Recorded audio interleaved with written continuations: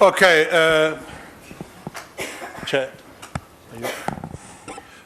Okay, good morning, ladies and gentlemen. You are welcome, and it's always a great pleasure to have you here at Megawatt Park. I must say thank you very much also for responding at very short notice. It's highly appreciated. We are going to have the chairperson come here and present to you. I must say upfront that we will also do questions and answers, but because the chairperson has other obligation, has to go to another meeting, which is carrying on as we speak, he may not be able to, for those who have asked for one-on-ones, he will not be able to do so. Thank you very much. Chairman, over to you.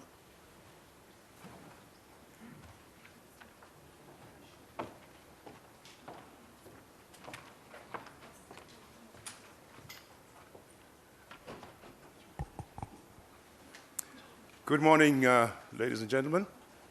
Okay. Chair, you've just told me, because the meeting is short, we are going to do it later. We forgot to do the most important thing, and that's safety. We can't do it. You must always stand there. Oh, I didn't see you. Sorry. Sorry very much, Chair. Good morning, everybody. My name is Joe. I'm just going to quickly run through the safety evacuation in this room, which is Franklin Auditorium. Right, what will happen if there is an emergency in this room? An alarm will be raised, obviously, through the speakers that are in the room. Once you hear the alarm, that will then mean you have got to vacate the room immediately. In this room, there is 4 exit doors, 1 door in each corner of the room, which you can use. But before you leave the room, you need to check amongst yourselves if there is anybody disabled that needs help. Thereafter, everybody can just leave the room. What will happen, for those that would have used the doors on my right, you just push the door open. On the other side of the door, there will be a safety officer who will then walk you to the nearest assembly point. And for those that would use the doors on my left, same applies. There will be a safety officer who will walk you to the nearest assembly point. Once you all gather at the assembly point, what we then do, we take the attendance register, which I'm sure everybody has signed. We do a roll call based on the names that will be signed to make sure that everybody that came out of this room is accounted for. Are there any questions from anybody? Okay. We all sorted. Now Thank that you. you're here, a great one, let's take with the chair. You see, that's a good one, you see. Is it this one? Great that we did it this way. Okay. Thank you, Chair.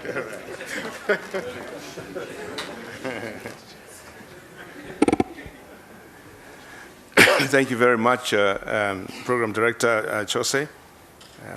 Thank you for the safety briefing. Good morning to you, as I said, ladies and gentlemen. Special welcome particularly to the board members who are present with us here, and our executives, and of course the rest of our staff. Some senior managers are here, I see. And indeed to, most importantly to yourselves, the media.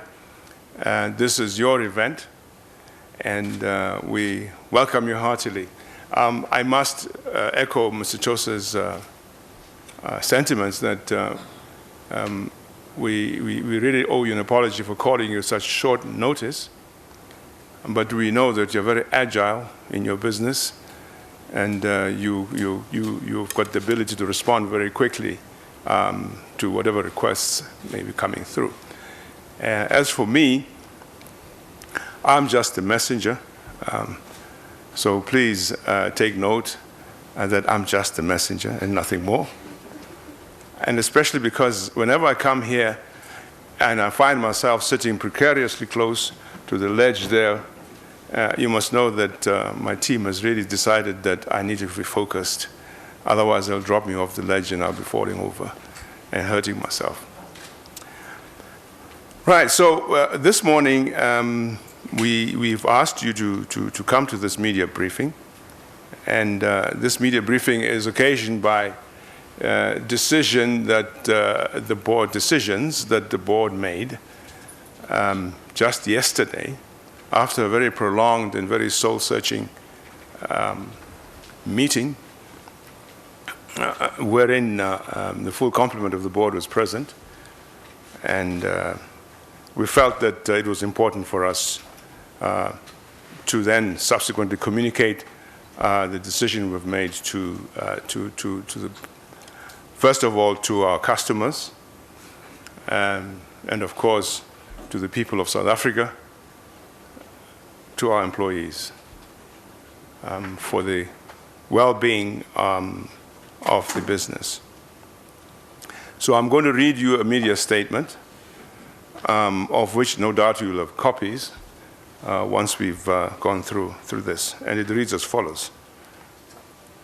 The Eskom board has today resolved to commission an independent inquiry on the current status of the business and its challenges.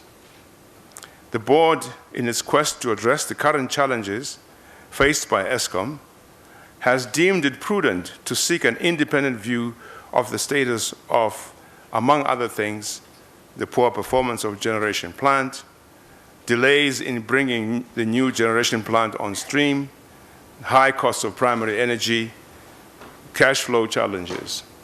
These are but some of the issues that have occupied the minds of the board.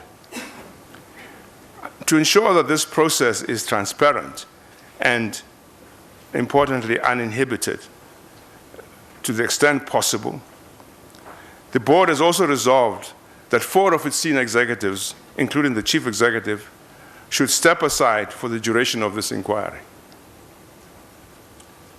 The executives who have been asked to step aside while the inquiry is underway are Ms. Trufelo Mulife, who is the finance director, Mr. Dan Marokane, who is the group capital executive, and Mr. Machela Koko, who is the commercial and technology executive. One of the current non-executive board members, Mr. Zetembe Khoza, has been asked to assume the position of interim chief executive. Mr. Khoza will be supported in the roles of the directors who have, or the senior executives who have been asked to step aside by their acting replacements, being Ms. Nonkululeko Veleti in finance, in the space of the FD, Mr. Abraham Masango in group capital in the space of Dan Marokane, and Mr. Edwin Mabalani, the commercial and technology in the space of Mr. Koko Machela. All of these senior executives have been with the organization a long time, and we're confident that they will maintain business continuity during this period. This period, the board would like to last no more than 3 months. The board has resolved that the independent inquiry be conducted by external parties who will be selected within the next week. They will be given unfettered rights of access to all information deemed necessary for this probe to be successful. The board has emphasized that this process is a critical step towards ensuring that the situation facing Eskom improves as expeditiously as possible. To that end, we would like to assure our customers and our employees that this was done in the best interest of all of our stakeholders. And we hope to come out of this with a better grasp of all the challenges facing the business, and most importantly, with solutions. That then is briefly the statement that I wanted to make to yourselves. Thank you very much.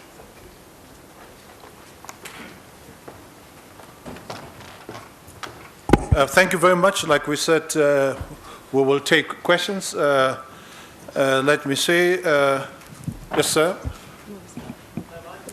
2, 3. Let's start with you, sir. Microphone.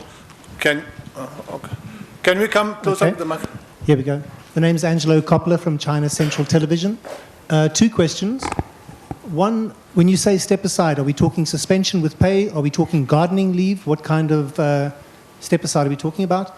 And who is going to lead the independent investigation? Have you appointed an outside auditing firm? Could you confirm who it is if that's the case? Thank you. Okay. Questions clear? Yes, Sukonati? I'm with Business Day, sir.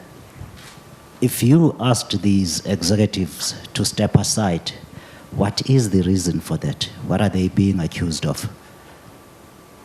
And the replacements you have just mentioned, give us a little bit more about each of them, please. Why are they chosen to run Eskom in this period? Thank you. Okay. Thank you. Jan Lange from Media 24. Firstly, it's obvious that something has happened over the last week or two. Earlier this week, we were notified that the Deputy President was going to give us a briefing about the energy crisis and the war room. Wouldn't you be frank with us and tell us what's going on? It's going to leak anyway. Secondly, does this investigation include an audit of the condition of the generation units and the maintenance, as the CEO mentioned at our previous briefing, admitted that maintenance has been lacking severely over the past year, and that the state of the system is really in a bad state. Are you going to audit the state of the maintenance system? And I'm asking you this because I mentioned, and I asked this before, that professional opinions who's been involved with Eskom has advised me that a proper audit of all your generation units is the only real way to pinpoint the problems. Yeah, okay. Thank you. Let's please be short with your questions so to allow, we have only 15 minutes, so allow other people to be able to ask questions. Yes, Chair, can we take these 3 questions, please? 6. Of course, two. 6 questions. Yeah, 6 from 3 different questions. I would like to beg your indulgence. I've got a bit of a flu, so if I sound incoherent, it's not because I'm trying to duck the questions. Okay, I've got the executive team here as well, who will support me in respect of the issues that we're dealing with, but let's look at them. The first question refers to what we've said is a stepping aside. Is it a what did you call it? A Garden leave? Gardening leave, or is it a suspension? Okay. The situation is this. We have asked these executives, in the interest of achieving a result that we believe can only be achieved through a very unfettered and transparent process. We've asked them to step aside so that they can allow this process without being in their positions to proceed and to work well. And even though we have invoked the term suspension, there is no intent or suspicion of wrongdoing. So there are no charges that have been labeled against them, not at all. So it is a suspension merely because we feel that it is important that the exercise be carried on in an unfettered environment without probable due influence. So there is no malice and there's no wrongdoing that is under consideration. And then the other question was, who's going to lead the inquiry?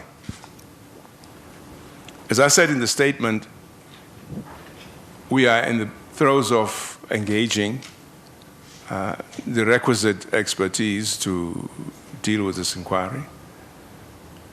But in the interim, we have in place a competent lawyer, Mr. Nick Leonard, or Leno, sorry, who is the coordinator and the project coordinator, whom we have asked to coordinate this work. and he will assist the team to bring in the requisite expertise. And I may add, too, that the board has assigned the Audit and Risk Committee to oversee this exercise on behalf of the board. So institutionally, we feel we're pretty much set up to proceed as expeditiously as possible, as I said, to get this inquiry going. The reasons for stepping aside, I have already given. I think that question has been addressed. Is there a problem? No, there isn't a problem. As I indicated, there is no culpability that's insinuated or implied in the decision. So there is no problem insofar as that's concerned. For the rationale for doing the inquiry, in that too, there is no sinister, hidden agenda on the part of the board. You need to appreciate that the board has just come on board, and the board needs to establish a benchmark or a baseline of where the organization is at, independently. And I think that, right-thinking South Africans and the public and our customers would appreciate knowing what, in fact, the baseline is that we're working from. This will enable the board then to, going forward, to have a very clear vision. It's like in a forest, and the forest is very misty and is thick. You want to navigate your way out of there, you need to do something that will enable you and give you the capacity to navigate your way out of that environment. So we really are saying that a very accurate baseline of where the institution is, insofar as its status quo of the business is, will enable us to make better decisions going forward. So that's basically the rationale for what we want to do. In respect of the individuals who we have asked to replace and those who have asked to set aside, I mentioned that we have Nonkululeko Veleti, and Nonkululeko is a registered chartered accountant, has been with the organization for around 14 years, and of course is working in the finance department, so she's quite familiar with the environment that she's working in. Mr. Abraham Masango, who will be in the group capital space, is a qualified engineer, has been with Eskom for more than 18 years, and is currently the project director at Kusile. He's got the overall responsibility for running Kusile. He brings to the role many years of valuable experience, as you can imagine, having occupied very senior positions with the organization. So he's quite comfortable in that position. And then Edwin Mambalane, in the position of Group Commercial and Technology, has been with the organization for 21 years, is a qualified engineer and a very senior executive, and has been a senior executive for quite a long time, and obviously brings very valuable experience to the business and to the assignment that he's been asked to do. So that is a brief background of the individuals who have been asked to step into those roles. Be frank and tell us what's going on. And I like the bit that says, we'll find out anyway because it's going to leak. Well, I can do all the leaking for you sitting here, so you don't have to stress about putting your ear to the ground. There is nothing sinister that's going on. I have actually explained to you what the intent of the exercise is to enable the board to have a proper foundation, a proper benchmark of where the organization is, and then be able to give us a platform on which to base decisions going forward. So there is actually nothing sinister. Let me say this.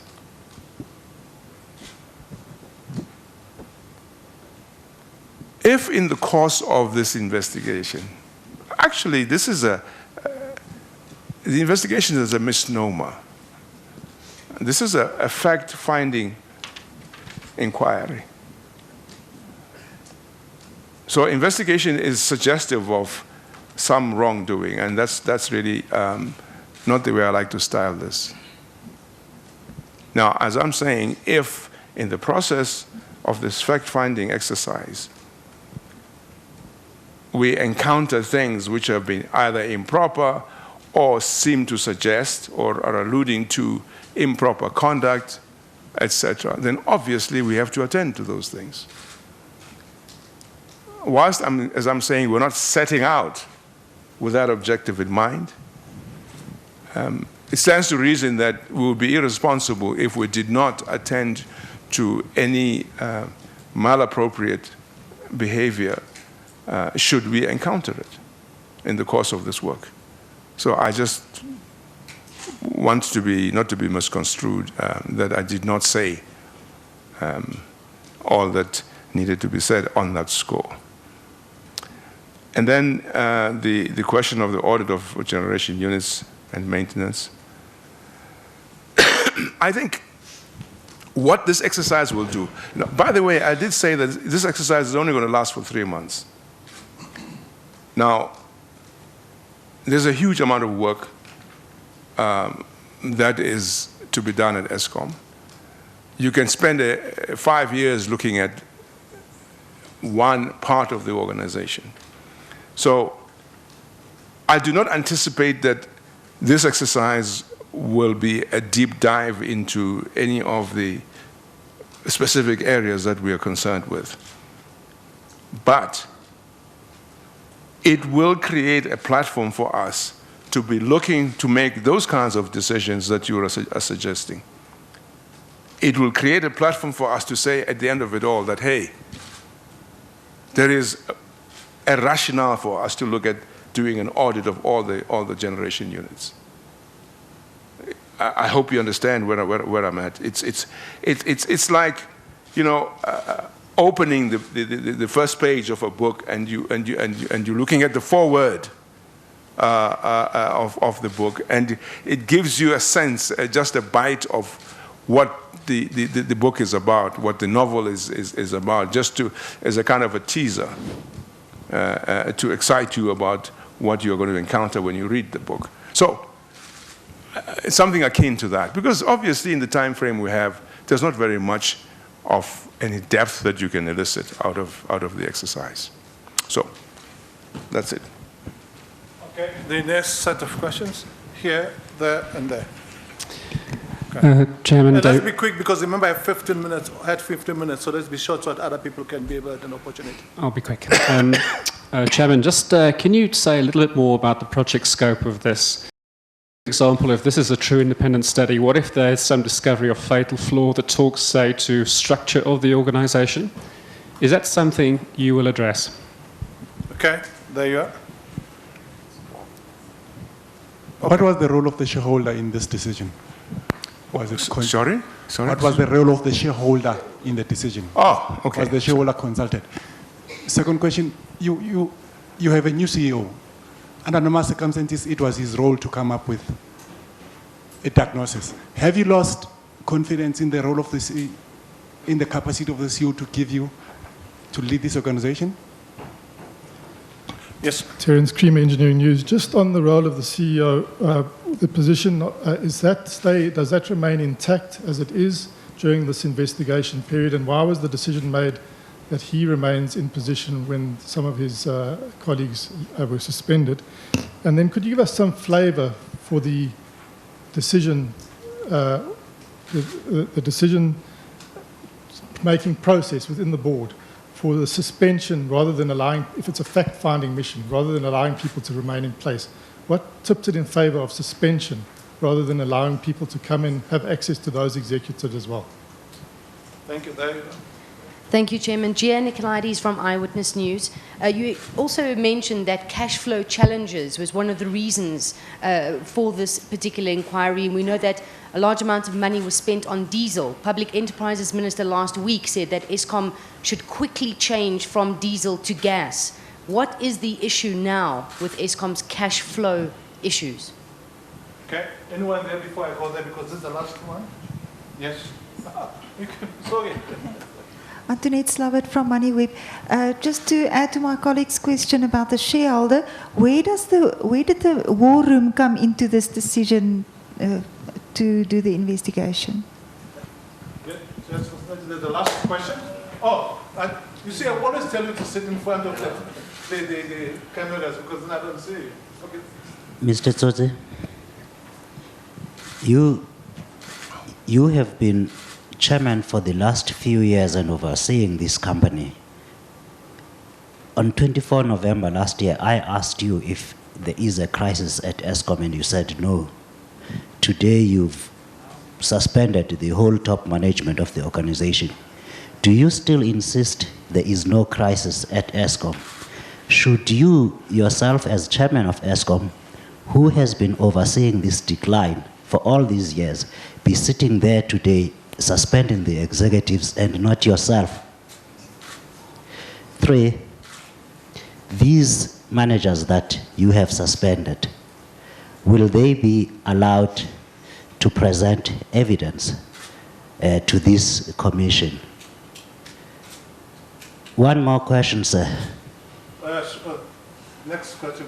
Not taking too many questions. Other people's opportunity, please. I'll ask one question and leave you alone. We have known for the last 10 years at least that Eskom has a problem with electricity, supplying enough electricity. What is there to be investigated? The last question. Thank you very much. Andre van Vieren from Bloomberg News. Given that this was advertised as a state of the system briefing, can you please give us an update on the state of the system? If the inquiry is about, part of the inquiry is about the poor level of maintenance and the poor performance of generating units, can you please update us on how those units are performing, how they've performed since the last state of the system briefing, and how this, how this inquiry will also affect that? Thank you very much. Okay, let's see.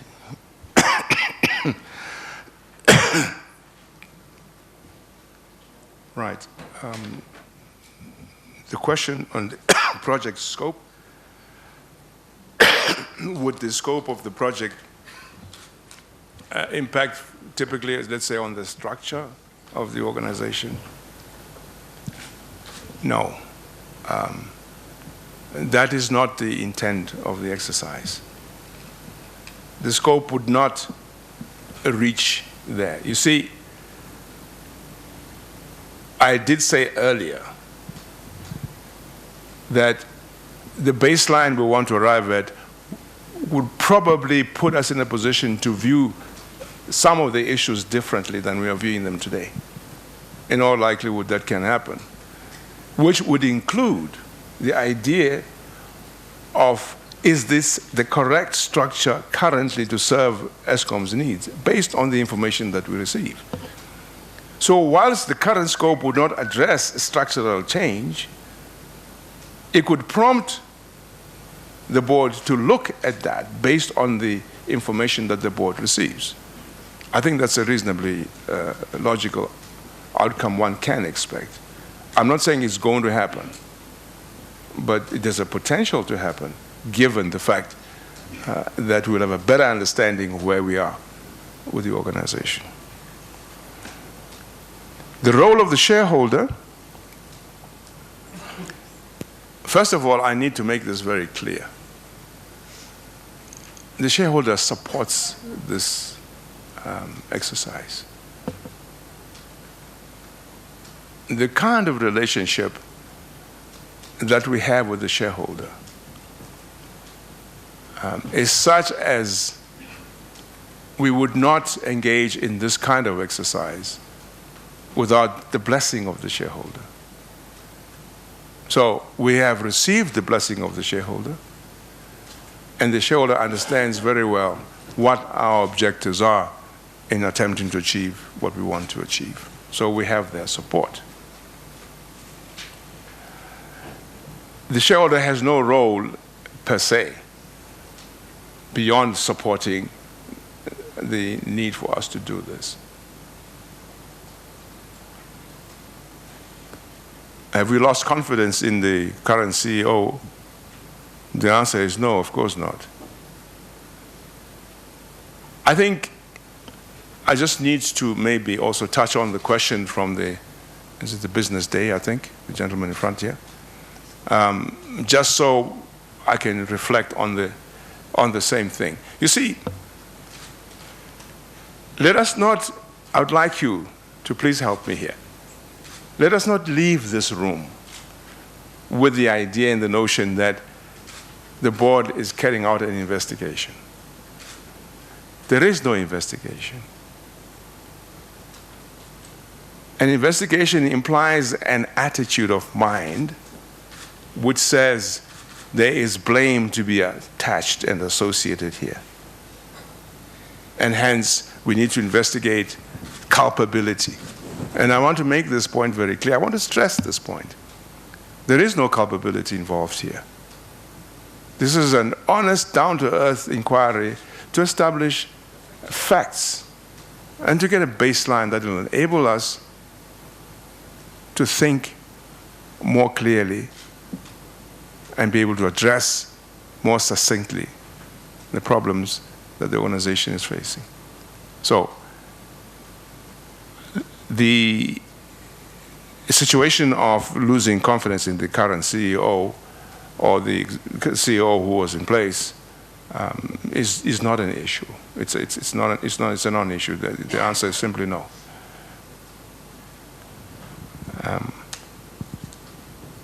There was a question, I don't know whether, Chris, the question came from you about the role of the CEO. I wasn't absolutely clear.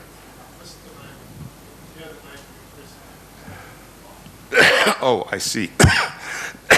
Gentleman's name is Zetem Bekoza. Oh, I see what you mean. Yes, yes, yes. Okay, now I catch you. Yes, correct, yes. And hence, Mr. Zetem Bekoza is then the person who's going to be acting in this role.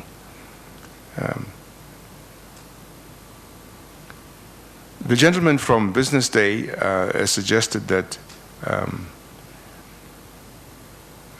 I am not fit for purpose sitting here because I've been overseeing the decline of this organization over a period of time. I wish I had the time for us to sit down and really talk about this. Maybe sometime you should take the time, just let's sit down and talk about it, because there is nothing as misunderstood, I believe, as the issue around where this company is today and where it comes from. It's very important to understand.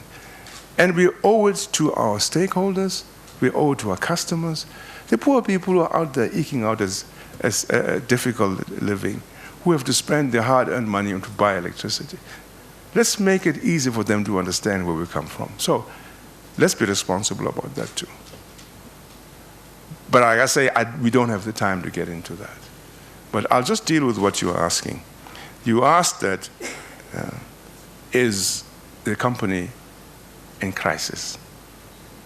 And I'll say what I said to you the last time, there is no crisis. I'll say to you what the president has said, that there is no crisis. I'll tell you what our minister said, that there is no crisis. So all of us are well aligned that there is no crisis. What we have are a set of challenges that we have to manage.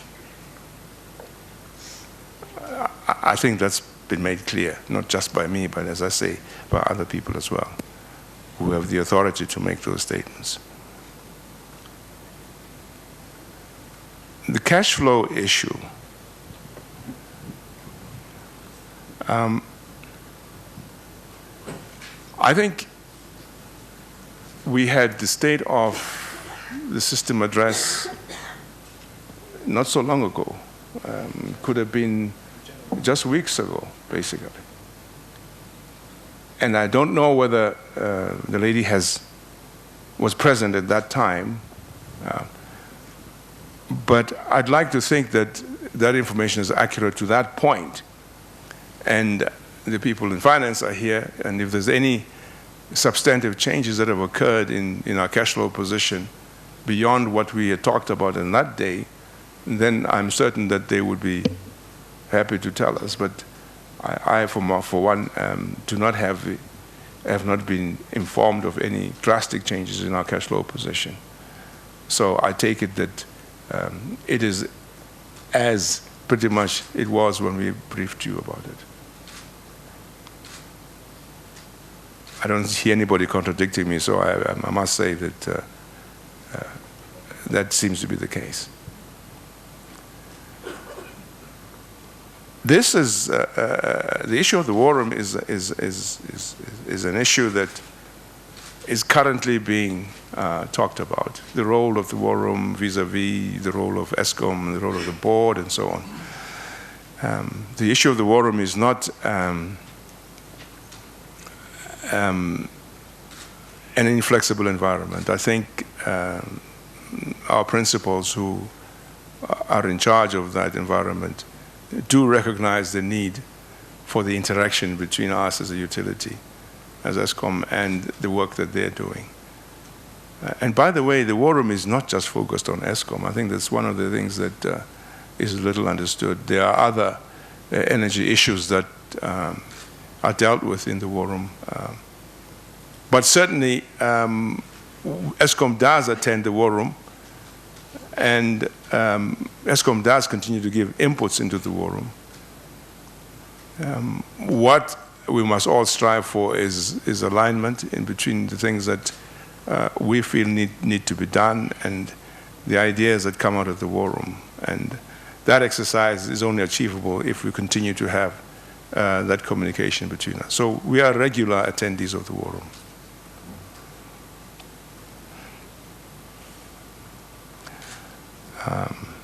There was a question regarding the executives who have been asked to step aside, whether they be allowed to present evidence. They'll be allowed, obviously, to participate in the inquiry. There's no evidence for them to produce or present because, as I said, this is not an investigation. Clearly, whoever is going to be doing the work will have access to them, uninhibited access to them, and they know this, and we've agreed about this in respect to this matter. And so they do expect that the people who are doing the exercise will take time to speak to them quite freely. And so the question as to what is there that is to be investigated, there's nothing that's being investigated. I think that answer is quite clear. Now, in terms of the state of the system, I would have to ask our executives who are present here to say something about it.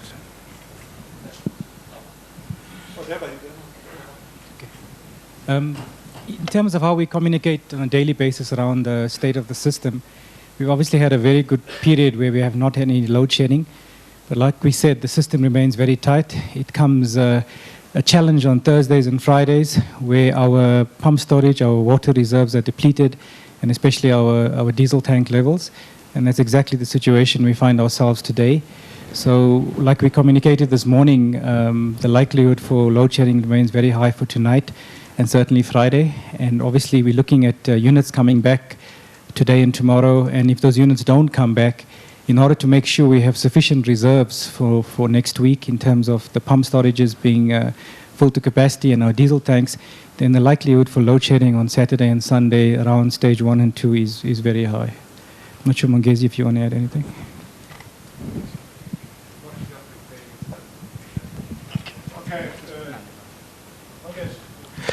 On the quality of the repairs at the generation performance, we continue to do the philosophy maintenance, as we said, and progress is progressing very well.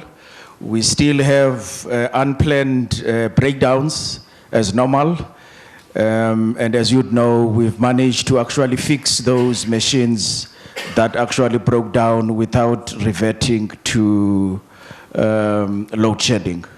So the system has been performing well. We do have our space, and we're continuing in terms of our planned maintenance.